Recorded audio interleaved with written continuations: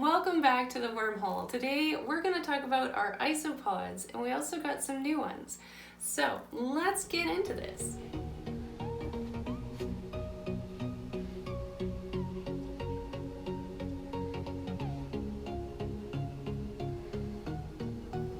One of the best things about isopods is they can be used in a lot of different containers. You can come up with all sorts of things to keep them in. Tupperware seems to be the most popular, and it comes in a lot of different shapes and sizes, so you can sit and try and figure out what works best for you. This is one of my homemade containers. I've got the lid chopped off and put some nice breathable material on the top. Here is another type of container that was given to me. It is working just fine. As you can see, lots of possibilities to do. We are going to try and change some of these up eventually. And then you can even go as extravagant as a setup like this. This one is a pre-bought container and also works just fine. Now, isopods are not a bug. They are actually a type of shrimp and do molt, just like you can see this little itty bitty molt just to the right of my zebra isopod. All these ones I'm showing you are beginner species and very easy to take care of. So one thing that you might ask yourself is, why would anybody want to keep isopods? Well, one of the reasons that we're using them is because they are just kind of cute. They're really neat and they have a neat history. I mean, these guys have been around since the dinosaurs. That's pretty cool. One of the other reasons that we keep them is they make great pets just for people with apartments or can't have critters of other sorts. Maybe you've got allergies. These things would make an awesome cute little pet just to kind of have a colony going in the side. The third thing, and one of the other reasons that we're keeping them for, is that they can be fed to a lot of other critters. So these are our red-bellied piranhas. I have them in our basement. I do keep a colony of mealworms going for them, as their diet out in the wild is a lot of bugs and anything that falls into the water.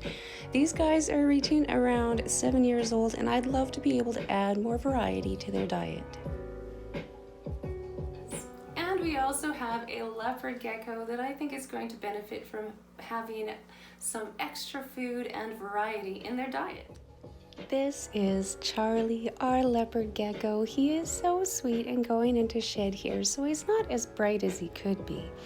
But he is also 7 or 8 years old plus and definitely starting to slow down. And I think the speed of the isopods will be a little bit easier for him than the crickets at this point.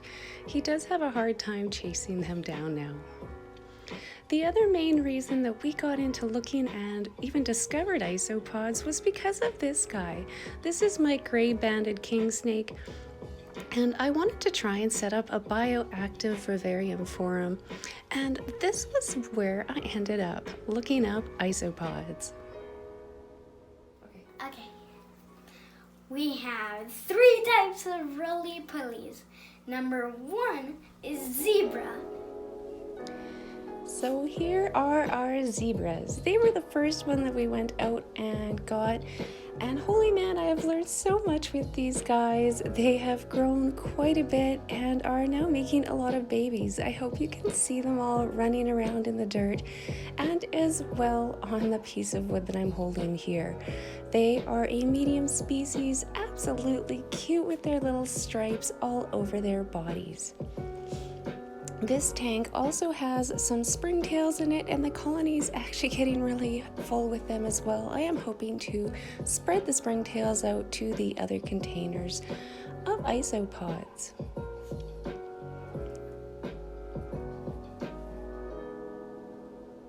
Number 2 is dairy cow. And these are ones that we just picked up from a coworker. I love these guys. They were my goal ones to begin with. They are called dairy cows and super cute. They are living in a very small container right now and are actually the biggest ones that we have. I have enjoyed putting lots of just dead plant matter in here. These guys, they eat it all up so fast. They definitely eat more than you would think. As you can see, they are quite fast as well. We will see how we continue to do on with this species.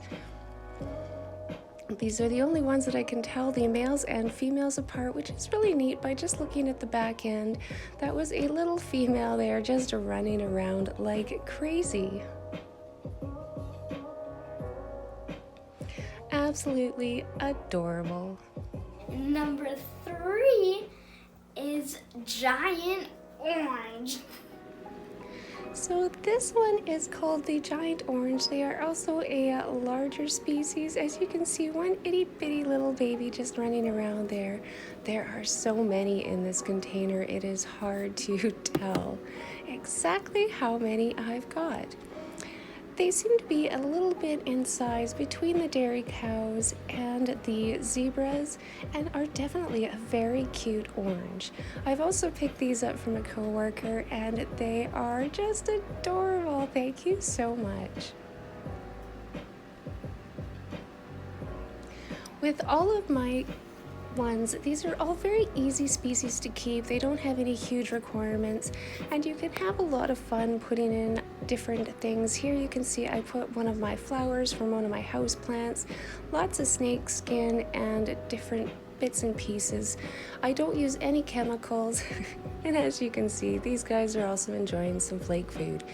Thank you for stopping by and I will see you all in the next video.